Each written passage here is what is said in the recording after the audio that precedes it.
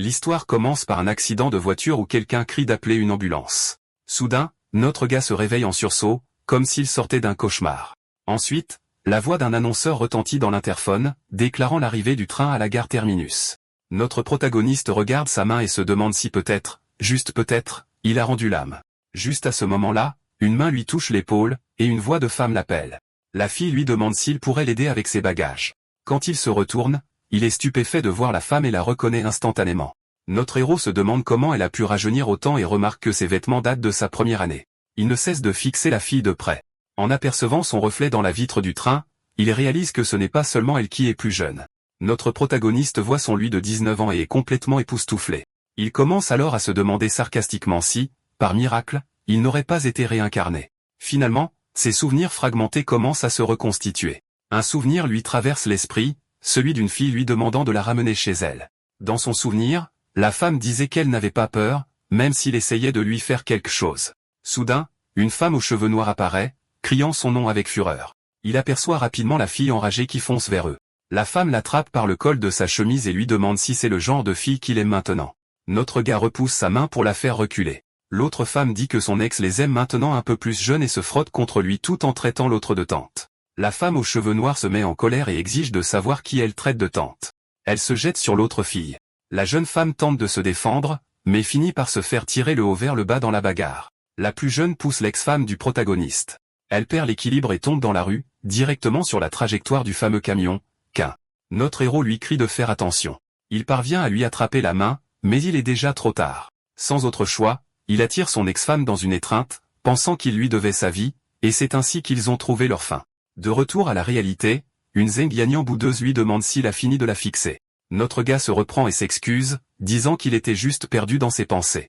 L'annonceur répète que le train arrive maintenant en gare. Mais Zhenglianyan est surprise et perd l'équilibre.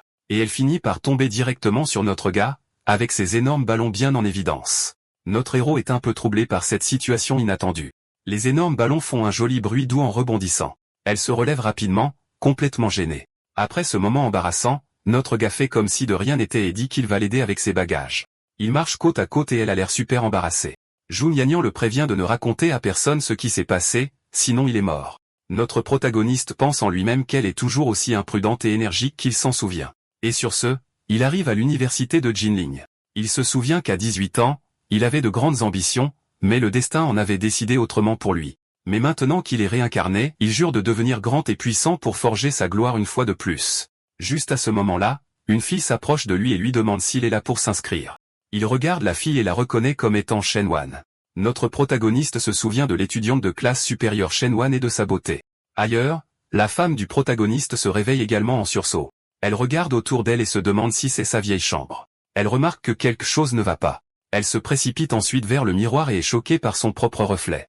La fille réalise qu'elle a été réincarnée et est complètement stupéfaite. Avec un sourire, l'étudiante de classe supérieure se présente comme Shenwan et propose d'aider Zhu Yuan. L'attention de notre protagoniste est attirée par un grain de beauté spécifique sur Shenwan. Il se souvient alors que c'était ce grain de beauté qui l'avait fait tomber amoureux de son arnaque dans sa vie passée. Notre gars prend le prospectus de sa main tout en l'appelant étudiante de classe supérieure. Zhou Yuan mentionne que ce genre de discours de vente est un peu dépassé, ce qui la surprend. Shenwan est choqué par l'audace du nouveau et lui demande ce qu'il vient de dire. Notre protagoniste propose de faire la promotion des prospectus pour elle, et elle peut garder la commission. La fille est déconcertée et lui demande s'il est sérieux, pensant qu'elle pourrait utiliser ce gamin pour pousser le produit auprès des autres nouveaux. Elle remet donc les prospectus à notre protagoniste et lui dit de faire de son mieux. Shenwan dit qu'elle vérifiera ses résultats plus tard et lui fait signe au revoir. Notre héros pense que dans sa vie passée, elle était super gentille et l'a même accompagné jusqu'à son dortoir. Bientôt, il arrive à son bâtiment de dortoir et entend quelqu'un se plaindre de l'école. Sur ce, notre gars ouvre lentement la porte de sa chambre. Et à l'intérieur, il voit un gars aux cheveux roux se plaindre de la vie. Le gars se dirige rapidement vers le protagoniste. Il se présente comme Chang Gao et dit qu'il attendait que Zhu Yuan se montre pour que le dortoir soit complet. Il se présente. Chang Gao est surpris d'apprendre qu'ils viennent tous les deux de la même ville. Son nouveau colocataire dit qu'il a prévu de jouer aux cartes avec des filles et lui montre une photo de Zhenglianyan. Chang Gao invite Zhu Yuan à venir avec lui, mais notre héros refuse. Ensuite, un autre colocataire intervient et dit qu'il ira avec lui pour rencontrer cette Zhenglianyan. Le gars dit à notre gars de ne pas être jaloux quand il traînera avec les filles. En entendant cela, notre protagoniste pense qu'il n'a pas le temps pour les jeux de cartes en ce moment. Notre héros met ses lunettes et dit que la chose la plus importante en ce moment est de gagner de l'argent. Notre gars trouve alors deux filles perdues et leur offre un coup de main. Elles sont charmées par le bel étudiant de classe supérieure et acceptent son aide. Notre gars demande dans quel dortoir elles sont pour pouvoir les aider avec leur sac. Il profite de l'occasion pour présenter le plan de données du campus.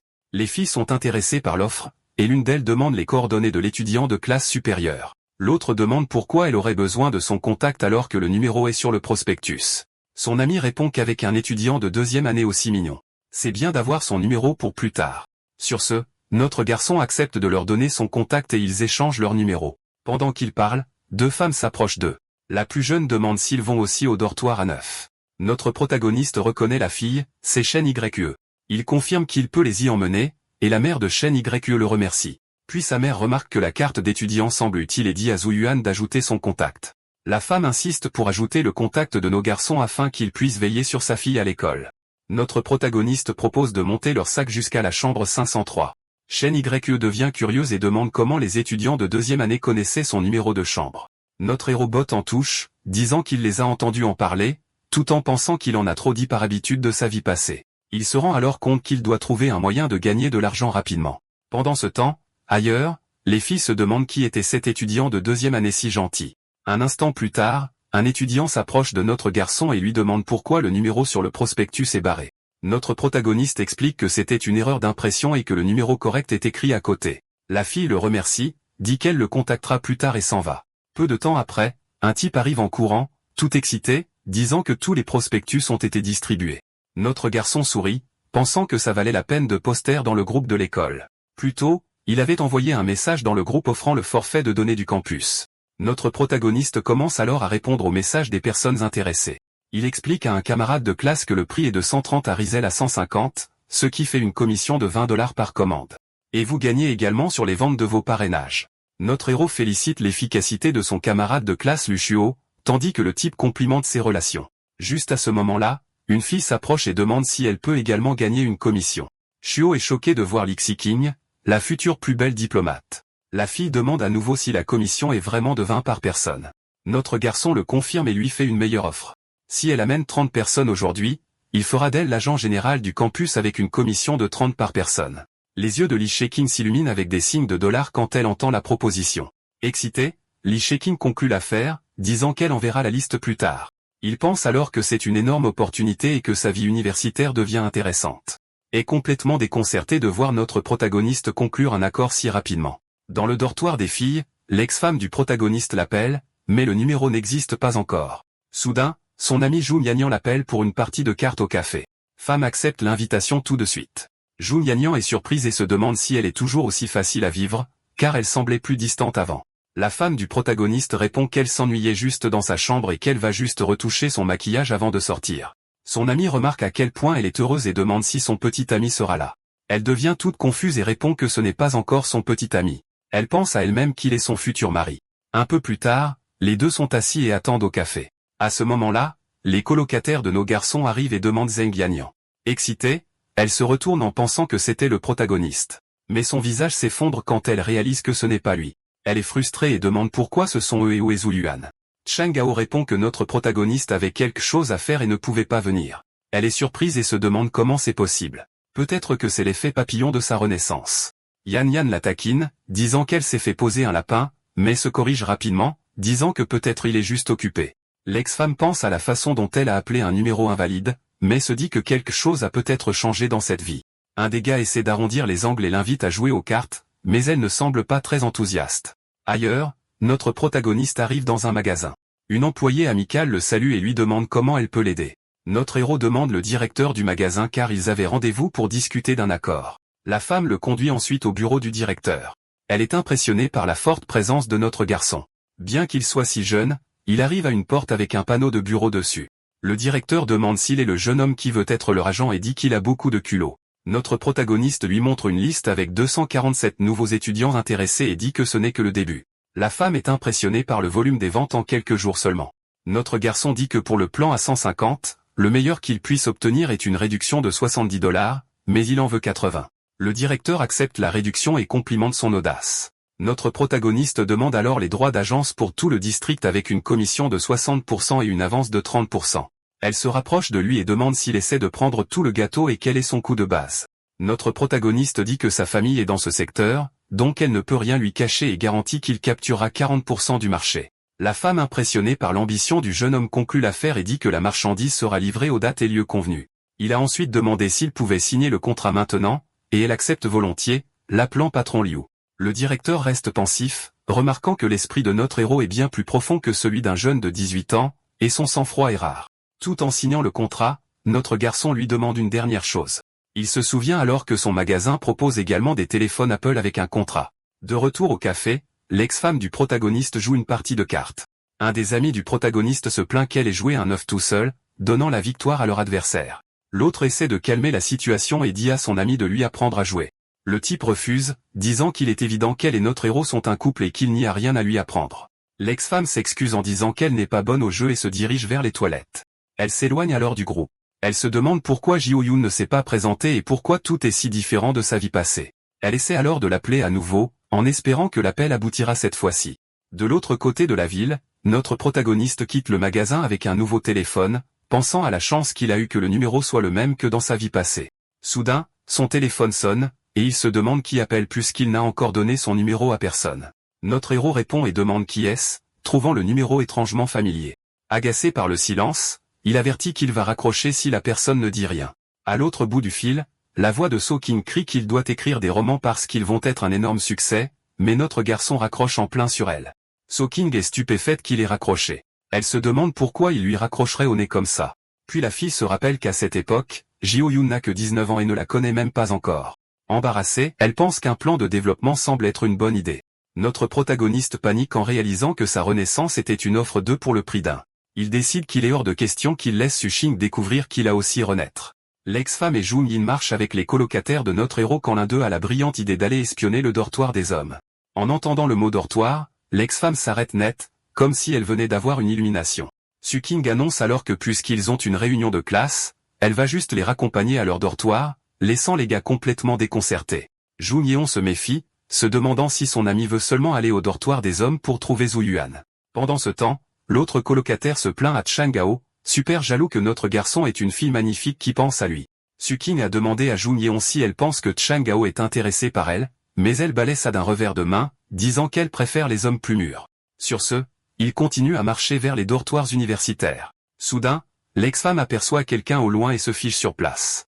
Un immense sourire s'étale sur son visage alors qu'elle appelle avec enthousiasme Zhu Yuan, surprenant complètement son ami Jung-Yeon.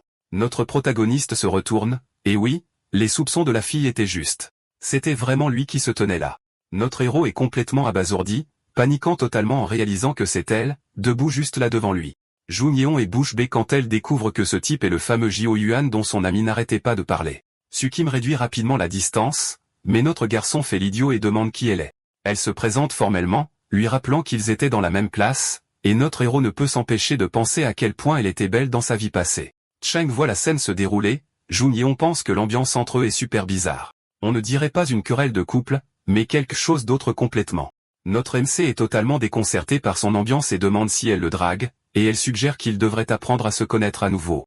Avec un regard déterminé, l'ex-femme pense à elle-même que cette fois, c'est à son tour de le poursuivre et de le conquérir. Notre héros la coupe, disant qu'il aime déjà quelqu'un d'autre, tout en pensant « je ne vais pas me faire avoir à nouveau ».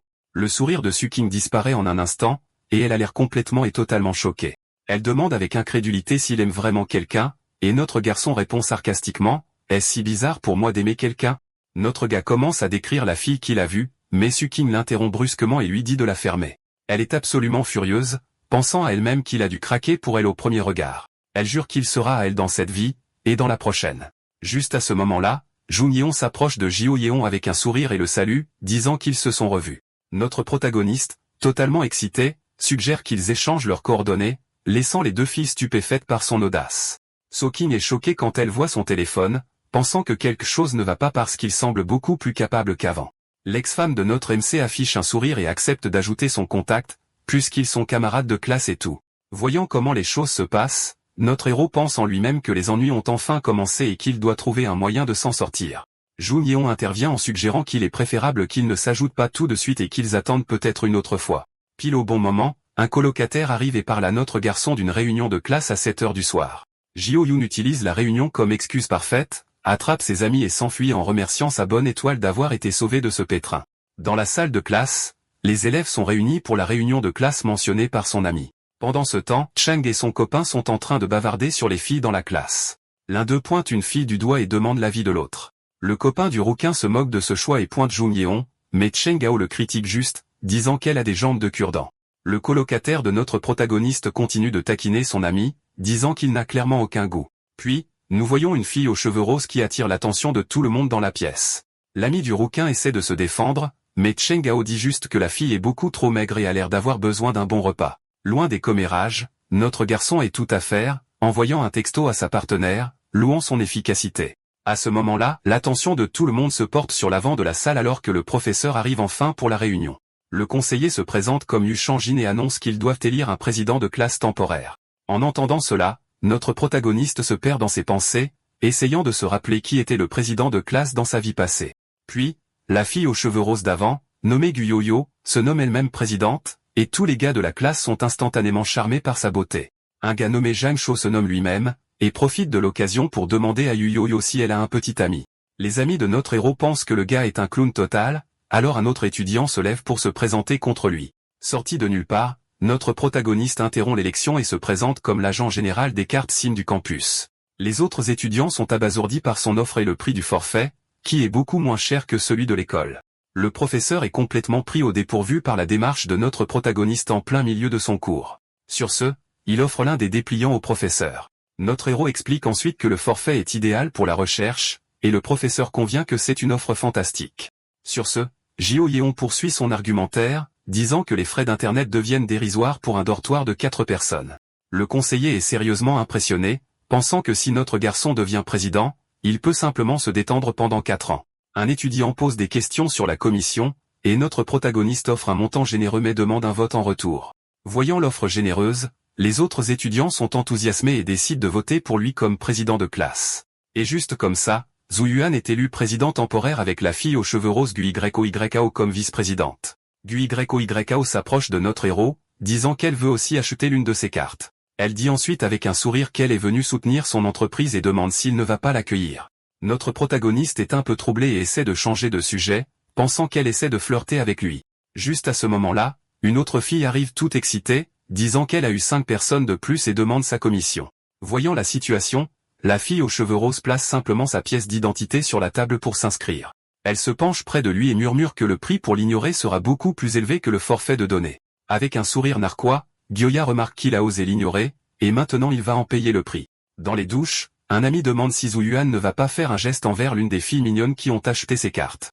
À cela, notre protagoniste commente qu'il n'a jamais su que son ami était un tel joueur. Cheng Gao se vante alors qu'un vrai homme doit être un coureur de jupons pour avoir de la valeur. Mais son autre ami le taquine, lui rappelant qu'il parlait juste de vouloir une romance pure, et le rouquin essaie de se justifier. Soudain, l'un des gars remarque une odeur bizarre et vraiment forte provenant de l'une des douches. Il découvre d'où vient l'odeur et se moque de leur colocataire pour avoir un passe-temps aussi particulier. Notre héros interrompt alors le plaisir et explique qu'il s'agit simplement de l'odeur des fleurs de Fétinia. Ses amis sont émerveillés par ses connaissances et lui demandent comment il en sait autant sur ce sujet. Sortant de la douche, Jio Yuan révèle un physique musclé, laissant son ami aux cheveux roux complètement choqué. Le rouquin se plaint alors que son propre corps ressemble à un poulet plumé parce qu'il est si maigre. Notre protagoniste lui donne quelques conseils d'entraînement et dit qu'il s'en va, disant aux autres de se dépêcher. Désespérés, les deux qui se douchent encore crient pour que notre héros les attende. Une fois habillés, ils discutent des uniformes d'entraînement militaire qu'ils doivent récupérer demain. Pendant qu'ils marchent, les amis décident de lui acheter des cartes. Même si Jio Yeon l'offre gratuitement, notre protagoniste est surpris, réalisant que maintenant 3 de ses 4 colocataires veulent acheter une carte. Un des amis suggère un achat groupé et demande un rabais amis et famille de 9,90$ pour des données illimitées. Cheng Gao trouve le prix ridicule, mais son colocataire défend l'idée, disant que Zhu Yuan peut sûrement leur obtenir un rabais. Tout d'un coup, Shen Wan, l'étudiante de classe supérieure qui vendait des forfaits, apparaît et salue notre héros. La mâchoire des colocataires tombe, se demandant pourquoi elle vient de l'appeler un étudiant de classe supérieure. La fille se plaint qu'il n'a pas répondu à ses textos, mais notre protagoniste s'excuse, disant qu'il était occupé. Avec un sourire, notre garçon lui dit d'aller se sécher les cheveux pour ne pas tomber malade et de venir chercher sa carte demain. L'étudiante de classe supérieure est complètement charmée par sa gentillesse. Elle le remercie ensuite de son attention, dit au revoir et s'éloigne en lui faisant joyeusement signe de la main. Ses amis l'entourent immédiatement, choqués, et exige de savoir ce qu'il en est avec cette fille, mais Jo-yoon fait comme si de rien n'était. Notre protagoniste essaie de changer de sujet et presse les gars de retourner au dortoir. En chemin, il croise quelques autres filles qui le saluent également. Les colocataires sont, une fois de plus, complètement abasourdis par la popularité soudaine de leurs amis. Ils commencent à murmurer que Jo-yoon est peut-être une sorte de gros bonnet déguisé et décident de l'interroger de retour dans la chambre. Notre héros remarque les regards suspects de ses amis. De retour au dortoir, les trois colocataires le coincent et exigent qu'il révèle tout. Sous la pression, Jo-yeon invente une histoire sur le fait d'avoir un frère jumeau qui est un étudiant de classe supérieure à l'université pour les tromper. Ses amis sont totalement stupéfaits par la révélation et sont sceptiques, se demandant s'il se moque d'eux. Ils commencent à y croire cependant, commentant qu'avec un frère comme ça, il n'aura aucun mal à trouver une petite amie. Juste à ce moment-là, le téléphone de notre héros sonne et l'identification de l'appelant indique un appel de Lee-shiki. Notre protagoniste répond à l'appel, plongé dans ses pensées, essayant de se rappeler qui c'est.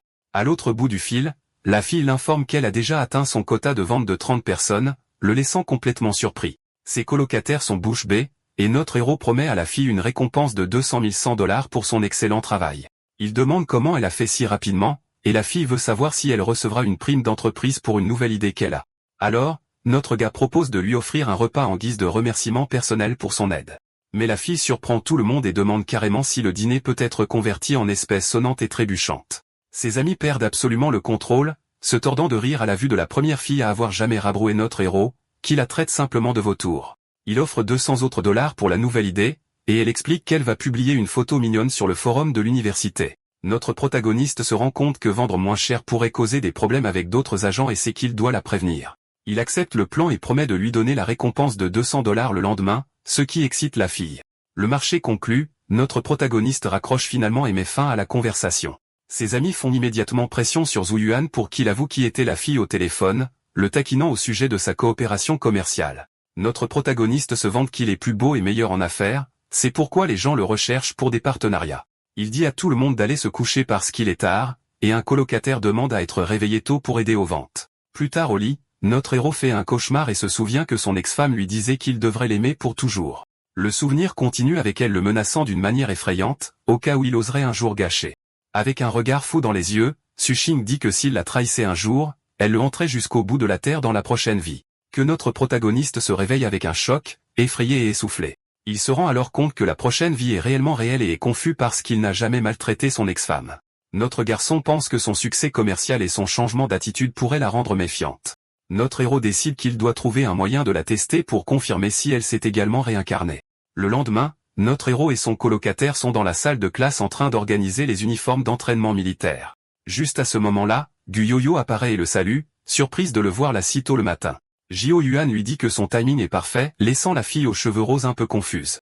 Il explique ensuite qu'il manque de temps et lui demande d'aider à distribuer les uniformes aux autres élèves de la classe. La fille accepte la faveur mais dit qu'il lui doit un repas en guise de paiement, et notre garçon promet qu'il paiera l'addition. À cela, une autre étudiante se précipite, interrogeant furieusement Gu-yo-yo pour avoir invité le gars à sortir.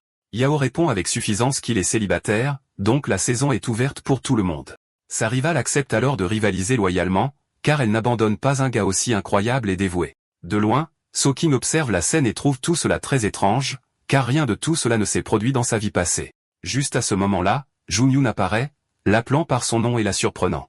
Son ami taquine alors Su-king, lui demandant si elle était juste figée en place à regarder son futur petit ami dans la salle de classe. Jun-yeon est curieuse de savoir ce qui est si spécial chez notre protagoniste qu'il pourrait attirer quelqu'un comme la présidente de classe. Mais l'ex-femme de notre héros ignore les taquineries et dit qu'ils doivent se concentrer sur la distribution des uniformes. Juste à point nommé, un Cheng-gao très joyeux apparaît et propose d'aider Zhang Yin, l'appelant Yan Yin. Elle saisit l'occasion et pose des questions sur la relation entre Zhu-yuan et Su-king, mais le rouquin dit qu'il n'en a aucune idée. Jun Yin s'indigne et défend Su-ching, parlant de combien elle est incroyable et de combien elle a même été élue présidente de classe en plus de tout.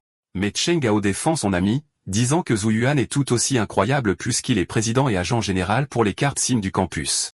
La fille est alors choquée par le bas prix du forfait, et le rouquin la taquine, disant qu'elle n'a jamais pris la peine de demander avant. Elle se souvient alors qu'un étudiant de classe supérieure se vantait du profit tiré des cartes et réalise que notre garçon doit en gagner beaucoup plus. Elle demande combien de personnes achètent chez lui, et Cheng-gao dit une tonne, et que Su-king devrait simplement abandonner. Curieuse de tout cela, la fille demande les coordonnées de notre héros, mais le rouquin dit qu'elle peut simplement acheter chez lui. Jun-yeon le rabaisse alors, demandant pourquoi elle achèterait chez un intermédiaire alors qu'elle pourrait obtenir un meilleur prix directement de la source. Pendant ce temps, Shenwan s'approche de notre protagoniste et demande comment se passent les ventes, puisque 20 personnes l'ont déjà contacté.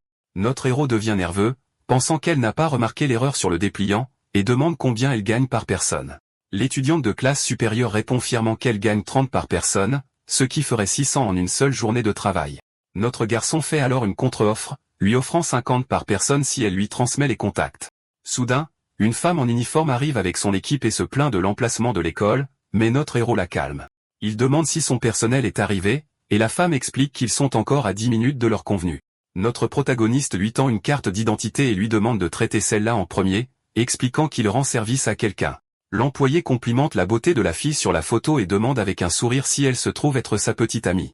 Notre protagoniste plaisante avec l'employé, disant qu'il attend juste qu'elle rompe avec son petit ami, et la femme lui dit d'arrêter. Voyant la confusion de Shenwan, notre héros réalise son erreur et décide de se représenter pour clarifier les choses. Avec une pause assurée, Zhu Yuan se présente comme l'agent général de la ville universitaire de Shanlin. Il propose ensuite à l'étudiante de travailler avec lui promettant une commission beaucoup plus élevée.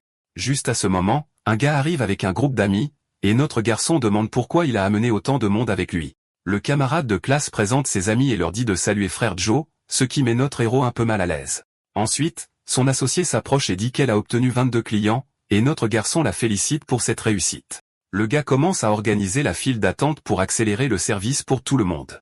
La fille propose également d'aider à expliquer les forfaits, et notre héros est satisfait du travail d'équipe.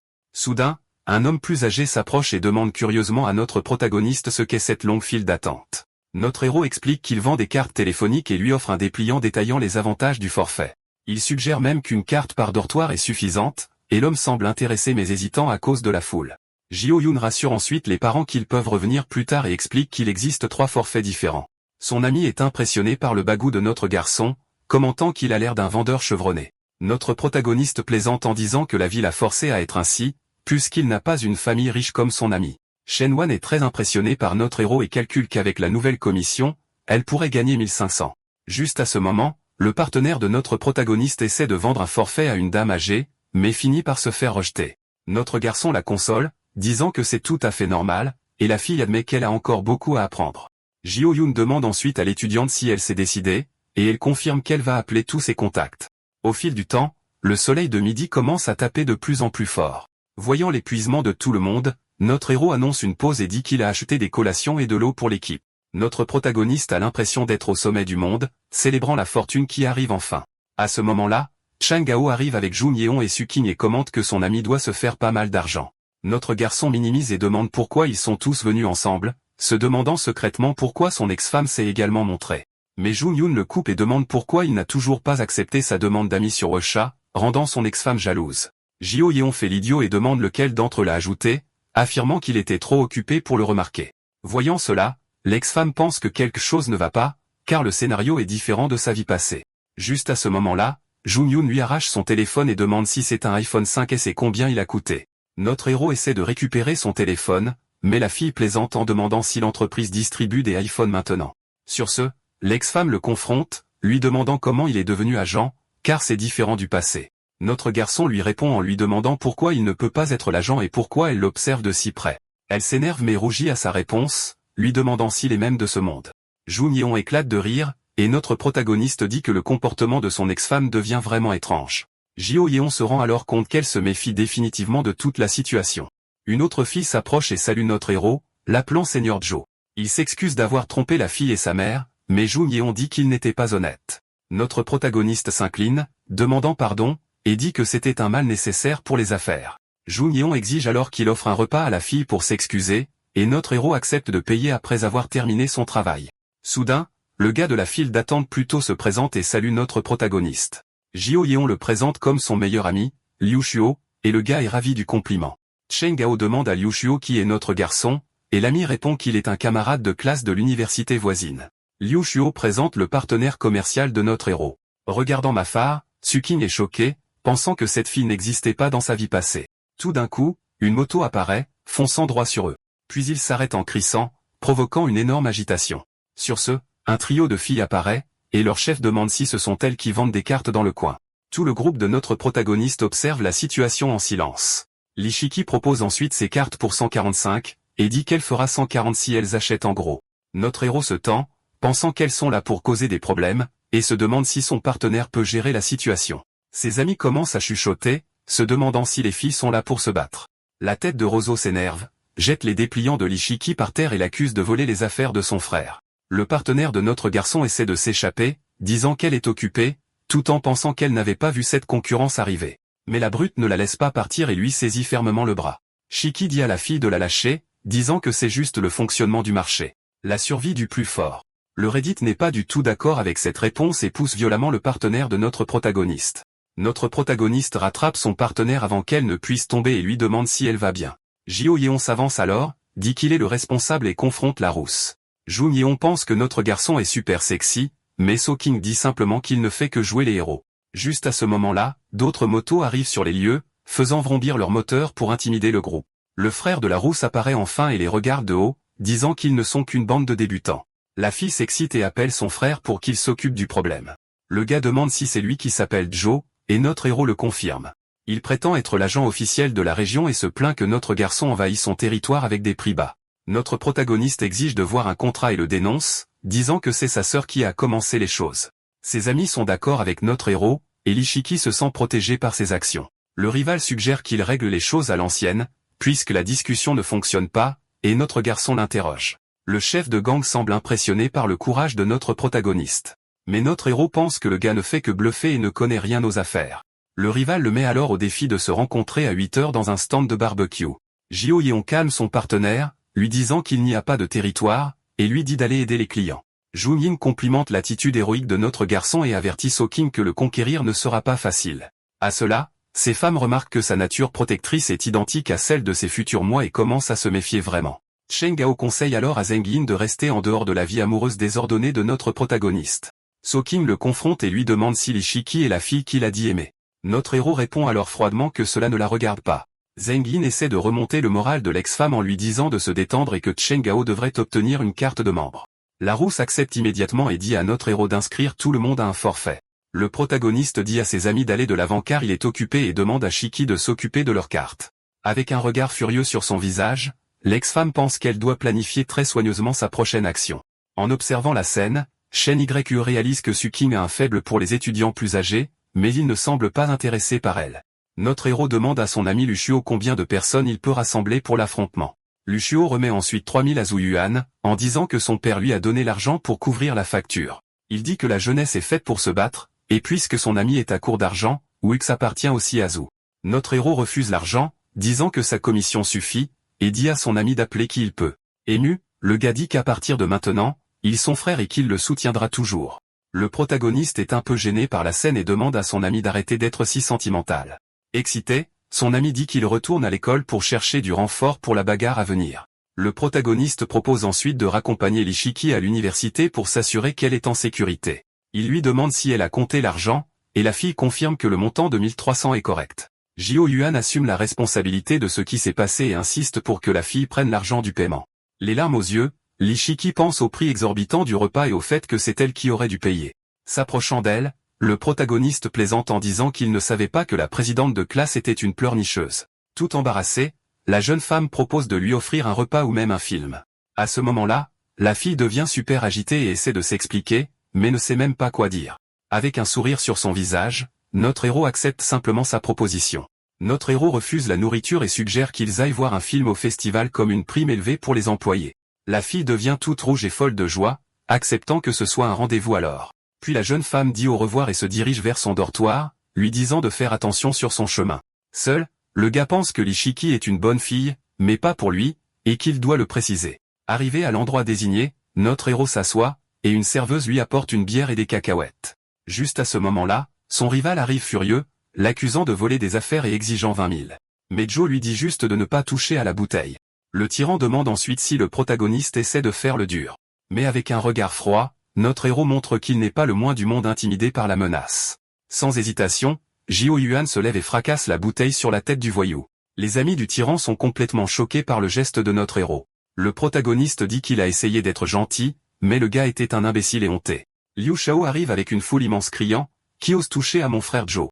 Le gang rival panique à l'arrivée d'autant de renforts inattendus. L'ami de notre héros se vante que lorsqu'il s'agit de se battre, il n'a jamais eu peur. Le chef rival est effrayé par le nombre de personnes et se demande comment un étudiant s'est retrouvé mêlé à la foule. Il pense qu'il s'incline, demandant pardon, et Joe dit qu'il préférait son attitude sauvage d'avant. Le gars saisit alors une bouteille et commence à la vider, disant que c'était entièrement de sa faute. Notre héros demande si une bouteille suffit et lui rappelle leur discussion sur le règlement des choses avec leurs poings. Désespéré, le tyran saisit 2 bouteilles et commence à les vider les deux en même temps. Jio Yeon dit alors que sa petite amie était également en faute pour ne pas connaître les règles locales. Le rival est d'accord, disant que sa fille a dépassé les bornes et qu'ils n'ont plus besoin d'en parler. Notre héros propose alors de compenser l'argent des personnes qui se sont inscrites auprès de son partenaire. Mais le gars refuse, disant qu'il est diplômé et qu'elle peut continuer son travail sans aucun problème. Le chef de gang confirme que l'affaire est réglée et le remercie. Les étudiants que Luchu a amenés sont impressionnés et décident de suivre Jio Yeon à partir de maintenant. Notre héros remercie alors tout le monde et offre un barbecue et de la bière à ses frais pour célébrer. Le protagoniste demande à son ami comment il a réussi à rassembler autant de personnes pour le combat. Ils conviennent tous les deux que l'organisation d'une démonstration de force aussi importante était une chose incroyable à voir. Peu de temps après, un message sur le combat devient viral sur le forum de l'école, appelant Joe le nouveau grand patron. Dans les commentaires, tout le monde est choqué et curieux au sujet de Joe, certains demandant même ses coordonnées. Les amis du protagoniste l'interrogent sur le message, et il nie tout, disant qu'il va le faire supprimer. Agacé, Jio Yuan pense que cela ruinera sa réputation et appelle l'administrateur du forum. Il demande à ce que le message soit supprimé, mais l'administrateur refuse de le faire sans savoir qui il est. Notre héros se présente, et l'administrateur commence à trembler dans ses bottes. Et il accepte de supprimer le message tout de suite. En quelques secondes, le message sur le combat disparaît complètement du forum de l'université. L'ami à la tête du raid est surpris que le message ait disparu, et le protagoniste pousse un soupir de soulagement. Soudain, le téléphone de notre héros commence à sonner, et le nom de So King apparaît à l'écran. Jio se demande pourquoi elle appelle si tard, et Chen Gao devine que c'est à propos du message du forum. Le protagoniste demande alors à son ami s'il a perdu la tête pour leur avoir tout dit. Chen Gao se défend, disant que Jun Yinyan est son ami et qu'il lui dit tout. Pendant ce temps, dans le dortoir des filles, Su King est assise et fait défiler son téléphone. Son ami prend alors une photo de ses jambes, voulant la publier sur le forum du collège. L'ex-femme est surprise lorsqu'elle réalise que sa colocataire prend des photos d'elle. Elle essaie de saisir le téléphone de Jun Yin pour supprimer la photo. Mais son ami ne la laissera pas faire du tout. Jun Yin demande de l'aide à Shen Ye de manière ludique, disant que Su King essaie de la tuer. Shen Ye parvient à séparer les deux, et Jun Yin change de sujet, demandant à propos de Zhu Yuan. La fille demande ensuite à Shen Ye si elle a réussi à trouver quelque chose sur le gars. Jun Yin révèle que notre héros a trompé le nouveau venu Zhu Yuan pour obtenir ce qu'il voulait. Elle imite alors Zhu Yuan, faisant semblant d'être un étudiant de 3e année. Shen Ye explique à quel point il était stratégique, utilisant son statut d'étudiant plus âgé pour obtenir l'accord de l'agence. Jun Yin commente que Zhu ressemble à un vieux renard, pas à un jeune de leur âge. Perdu dans ses pensées, l'ex-femme commence à soupçonner que Jio Yeon pourrait également avoir été ressuscité, tout comme elle. Dans cet esprit, elle décide qu'elle doit trouver une chance de confronter le protagoniste. Soudain, Shen Ye crie à ses amis de regarder le nouveau message qui vient d'être publié sur le forum du collège. Et elle montre son téléphone avec les nouvelles du combat, et la révélation du nouveau patron de la société. Les amis sont choqués de découvrir que Zhu Yuan est le chef de la légendaire société Zue. Jun Yunyan n'arrive pas à croire que Zhu soit le patron, mais admet que la photo de lui au combat est intimidante. À ce moment-là, l'ex-femme refuse de croire que Joe est un gangster parce qu'il est censé être juste un étudiant normal.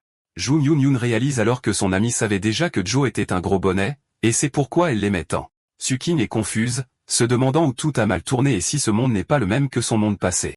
Ses amis la regardent, inquiètes de sa réaction étrange.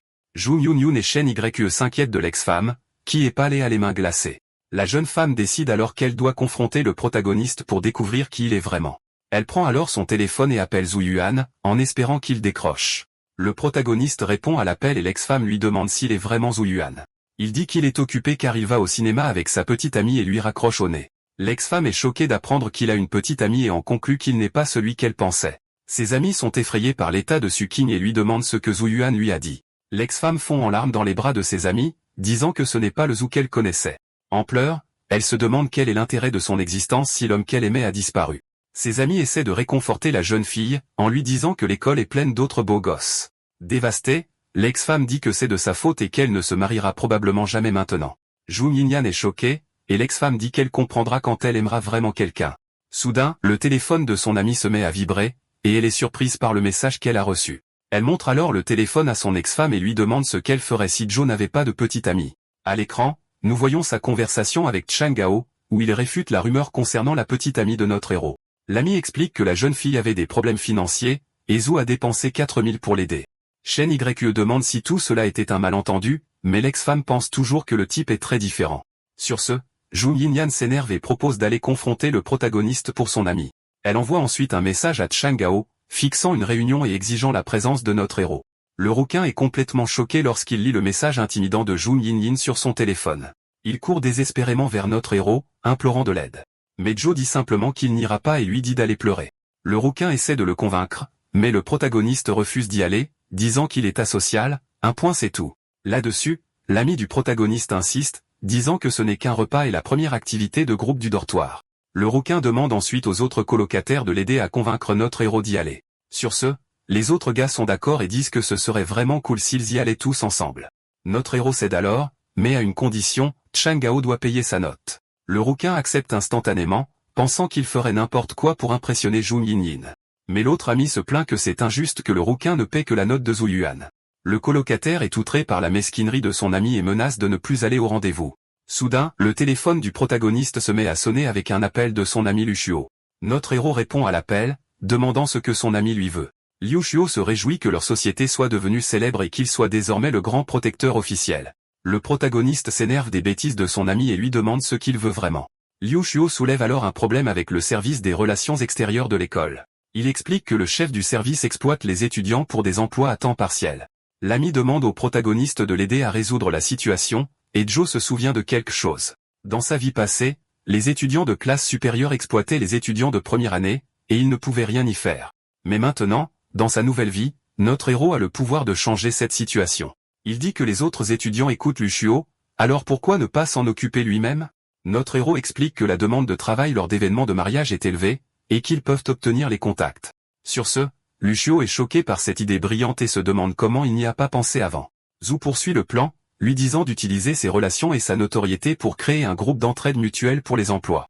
Après cela, ses amis devraient aller directement aux entreprises et offrir une main-d'œuvre fiable sans frais d'intermédiaire. Notre héros pose la condition de ne pas facturer de commission, et Liu Shuo est d'accord, disant qu'ils sont frères. Zhu pense que les cartes de membres n'étaient que le début et que la société jouée ne semble pas si mauvaise après tout. Notre personnage principal est au lit lorsque Chang Gao, sur la couchette du haut, parle avec enthousiasme de la fin de leur camp d'entraînement, prévoyant d'aller dans un buffet de fruits de mer, puis dans un bar de carriole. Notre héros pense juste que son colocataire est un romantique incurable. Les yeux fermés, il dit à son ami d'arrêter de rêver à ces choses et d'aller se coucher, car l'entraînement au camp d'entraînement commence dès la première heure du matin. Le rouquin se penche par-dessus la rambarde et demande quelle heure il est, disant que notre gars se couche beaucoup trop tôt et qu'il veut continuer à bavarder. Cependant, notre héros dort déjà à point fermé, et le rouquin se contente de le regarder, frustré. Même dans son sommeil, notre héros fait un cauchemar, sa tête remplie d'images de l'entraînement éreintant. Il pense qu'il n'aurait peut-être même pas dû renaître si cela signifiait revivre tout cela. Chang Gao rêve qu'il est la star d'un bar corrompu, avec des filles qui l'encouragent. Il se dit que c'est la vie étudiante idéale, et qu'il est bien plus cool que notre gars. Soudain, le rouquin se réveille complètement sursauté et crie, pensant qu'il y a un tremblement de terre. Il s'avère que la cause de la secousse était l'un de leurs autres colocataires, qui ronflait comme une tronçonneuse. Le rouquin regarde avec colère le colocataire qui ronfle, pensant que ce sont même pas humains et qu'il ne comprend pas comment il peut être si fort. Le système de sonorisation de l'école annonce que tous les étudiants de première année doivent enfiler leur uniforme militaire et se rassembler sur le terrain. Un autre colocataire se réveille et demande ce que fait le ronfleur. Le colocataire demande si le ronfleur n'a pas dormi, et Chang Gao répond furieusement que s'il n'y avait pas eu le bruit, il ne serait pas dans un tel état. Notre héros est déjà habillé de son uniforme et dit sérieusement que s'il continue à traîner, ils vont être en retard. Sur ce, Chan panique et commence à descendre en trompe du lit superposé, criant à ses amis de l'attendre. La journée est ensoleillée, et la lumière vive du soleil brille à travers les feuilles des arbres sur le campus. Finalement, les étudiants de première année en uniforme se rassemblent sur le terrain en formation. Chang Gao sprint désespérément pour rattraper la formation des étudiants sur le terrain d'entraînement. Mais l'instructeur arrête le rouquin dans son élan, lui criant de s'arrêter immédiatement. Chang Gao se gratte la tête et adresse à l'instructeur une salutation maladroite avec un rire forcé. L'instructeur demande où il était quand il a appelé le groupe à se rassembler, et le rouquin répond qu'il était en chemin. Notre héros est aligné avec les autres étudiants et pense que son colocataire ferait mieux de ne pas causer de problème en ce moment.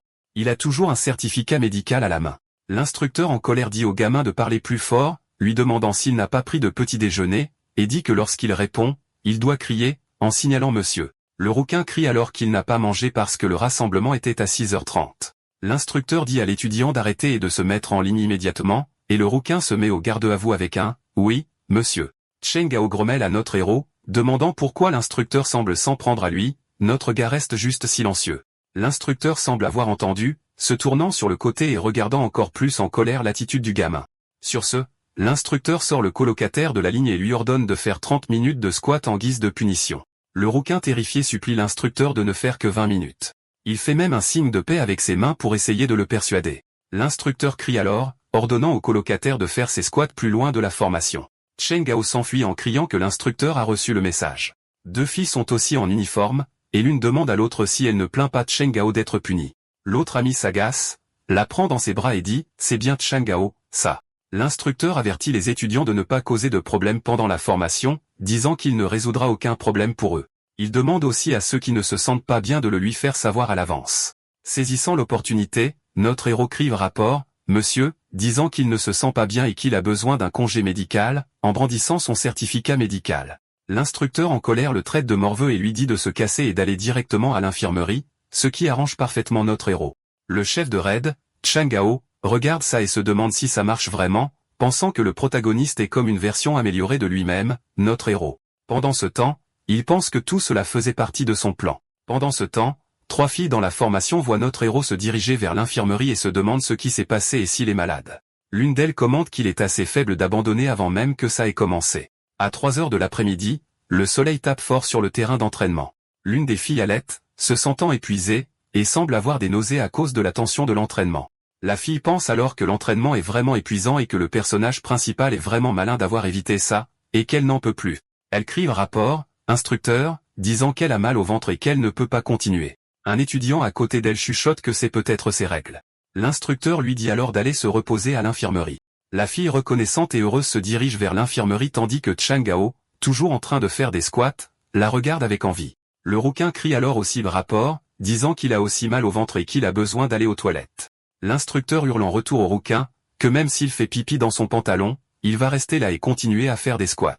Toute la classe éclate de rire. 5 heures de l'après-midi arrivent, et on coupe à l'infirmerie. Notre héros ouvre la porte en pensant qu'après avoir payé les commissions à ses sous-agents, plus de 10 000 yuans sont revenus dans sa poche. Et quand il ouvre la porte, il y a la fille blonde qui était allée à l'infirmerie plus tôt, en train de se détendre. Notre héros est surpris et demande si elle est Zheng Yanyan. Zheng Yanyan demande ce qu'il fait là et s'il est en pause. À son tour, notre héros demande si sa camarade patiente s'est remise de sa maladie et est prête à aller se promener. Notre protagoniste l'informe que l'entraînement pour la journée est terminé, et qu'il est temps pour elle de retourner dans l'équipe. Zheng Yanyan fait une grimace et pense que notre héros est vraiment un renard rusé. De retour sur le terrain, l'instructeur demande le nom du chef de raid et lui dit d'arrêter. Parce qu'il sait qu'il a tort, le supérieur insiste pour connaître le nom de l'étudiant, agression écrit. Rapport, monsieur. Je m'appelle Chen Gao. L'instructeur sourit et l'informe que pendant la durée de la formation, il sera le chef de section pour la compagnie 4, section 2, ce qui laisse le rouquin complètement surpris.